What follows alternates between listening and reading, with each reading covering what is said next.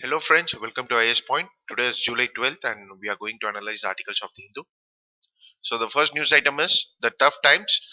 See, this article is all about the recent violence in Jammu and Kashmir. So this article is not very much important, but I'll just give the glimpse of this article. What happened is there has been an attack in Amarnath on the pilgrimage, and the concern is that there is a growing attack on civilians who are made target in spite of having many security forces. So this article tries to say that there is a need for a security response to deal with these type of challenges, and also says that there is a need for inquiry into this attack because there has been warning which has been given by the intelligence agencies before itself. So one needs to check where did the security lapse. So in order to find out the shortcomings, there is a need for inquiry. The article also says that this attack is very important for few terrorist organizations. For instance, it brings an example of Isbul Mujahideen and the death of its commander Burhan Wani. So the article says that this attack happened after the death anniversary of this commander.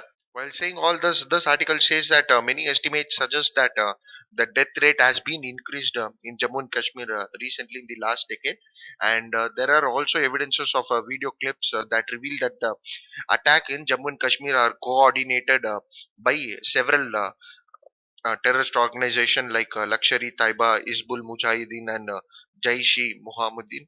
So these are organizations, they are coming together with themselves and they are coordinating their terrorist actions, which happens to be a worrisome for the security forces.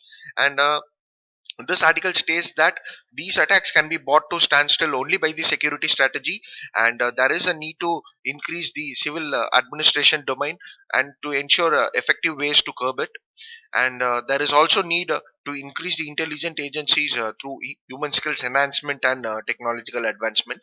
And there is a need for better training to handle the unrest. So better training should be given to the security officials in order to overcome this sort of unrest. So while saying all this, this article tries to say that it is curbing in the violence could bring in peace in Jammu and Kashmir. See, guys, this article is not very much important with respect to UPSC mains point of view and prelims point of view. I have just given you the article glimpse. So that's it from this article. We'll move on to the next article. So coming to the next article, getting GST right. See, this article is written by a Congress MP. So it is all about criticizing the GST with respect to women empowerment. And this article is not very much important, but I'll try to explain only the important points from this article. So this article says that the GST is implemented on the sanitary pads, that is with respect to 5% to 12% the tax rate. So it says that this is not a welcome move by the government because it does not take into consideration the women's hygiene. So while saying all this, this article tries to say that in India, 70% of women say that their families cannot afford to buy a sanitary pads, and even the government has been distributing subsidized napkin in the schools, and so the government is also going on for the Beti Bachao Beti Padhao uh, Beti Padhao campaign. So it is the government on one side they are trying to empower women. On the other side, they are taxing on the hygiene products with respect to the women hygiene. So this sort of actions by the government is against the women empowerment, according to the article. While saying all this, this article says to tries to says that they are nearly about many products. For instance, this article mentions 11,000 products. So this article tries to brings in the products which is used by the woman and says that there are many products which can be taxed, but even sanitary pads have been taxed in GST. So this is an worrisome, according to the author. See, guys, this is one sort of criticism with respect to GST.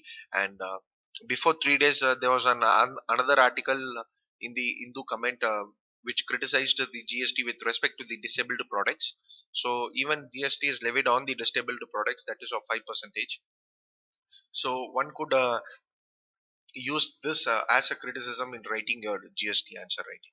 So that's it from this article, guys. So before going into the next article, see, the next article is a sort of interview with the national security advisor, so a former national security advisor. So he tries to brings in a few dimensions with respect to the Doklam standoff. So Before going into the interview analysis, I'll just like you to give you a brief background about this issue. See, first of all, you need to know that this Doklam Plateau is a tri-junction between India, China, and Bhutan. Fine, it is this region. So the Bhutan claims that the Doklam Plateau fully belongs to them, but the Chinese denies it, while it says that this Chinese Doklam Plateau happens to be a part of China. See, it happens to be a part of Tibet, but Tibet is an autonomous region which is controlled by China. So they claims that this region is belongs to them. Fine. This is one issue, and you need to know one point over here. That is this area. You have a pass which is called as Nathula Pass, which is present in Sikkim, which connects India and China.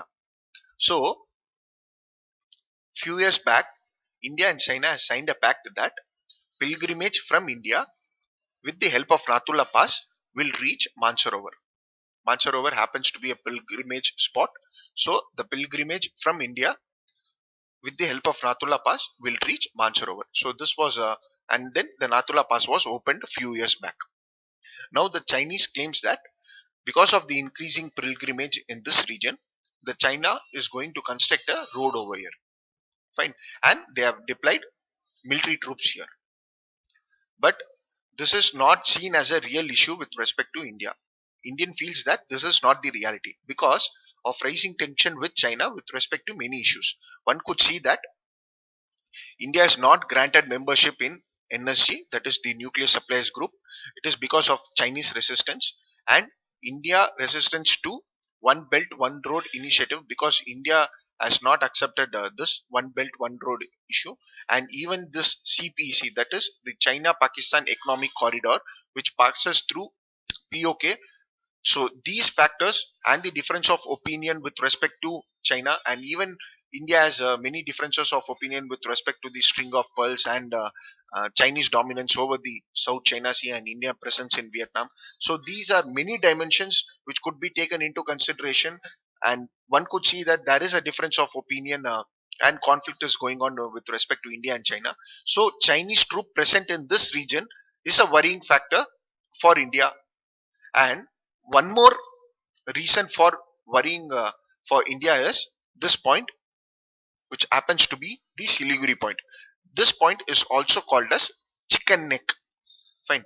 So one could see here, if Chinese troop presence here, they can easily access this Siliguri point or the chicken neck, which could cut down mobility, transportation, or ties with northeastern states.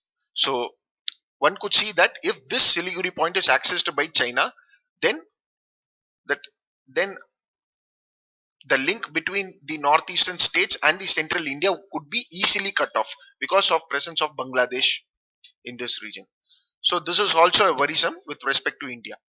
And one more point I would like to make here is, see, if you take Aksai Chin or Arunachal Pradesh, where India also have border conflicts with China, but this Doklam issue is different.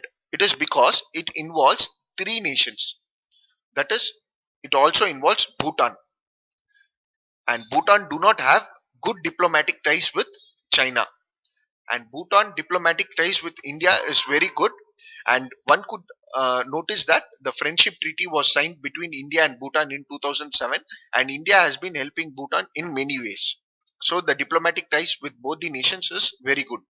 So the Bhutan army has asked for help from the Indian troops, and the Indian troops are deployed in this region, and the Chinese troops is also deployed in this region, and there is a standoff which is prevailing in this region.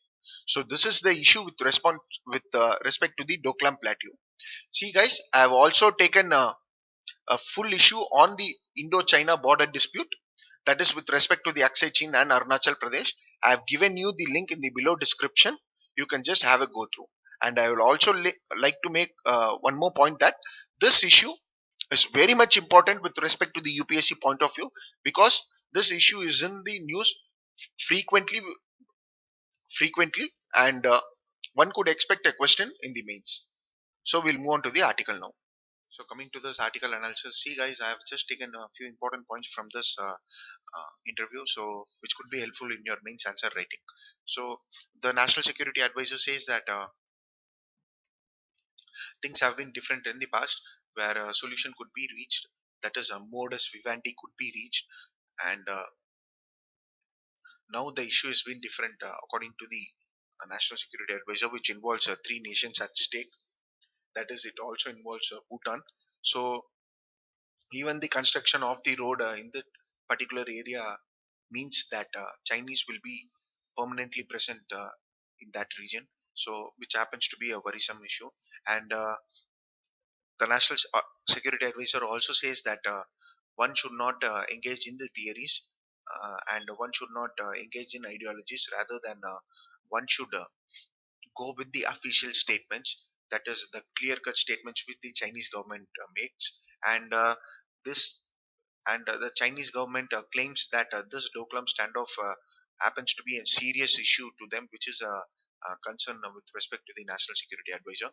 So what he feels is one should engage directly with the Chinese, rather than involving in theory building. So one sort of theory which mm, this article tries to brings in is that India is helping Bhutan because it has a good diplomatic ties with Bhutan. So Bhutan is in stake with respect to the Doklam issue, and India is helping them. At the same time, uh, China is helping Pakistan with respect to the POK, Pakistan occupied Kashmir. So this could be justified. So these sort of theories has been tried to put in by many writers and ideologists. So the National Security Advisor says that one should not engage in this sort of claims, and one could also bring in more and more such sort of ideologies with respect to the other nations. What one should do is to go with the official statement of the government.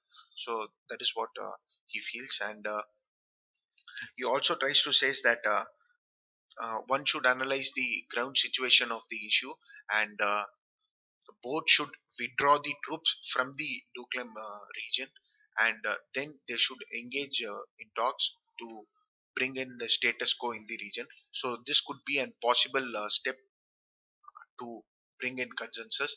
But Chinese government claimed that India has to withdraw troop in order to have a diplomatic talks, but this would be not be possible with the presence of Chinese troops over there. So both the nations have to withdraw their troops and should engage in the diplomatic talks in this. While saying all this, finally, the National Security Advisor also feels that there are many instances where India could engage with China with respect to this issue. For instance, the recent G20 summit could have been used and could be used to present the views and to to get the views of the other nations.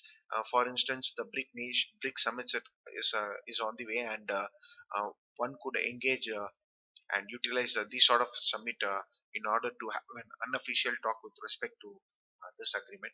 So that's it with respect to this article. And thank you guys. Thank you for watching.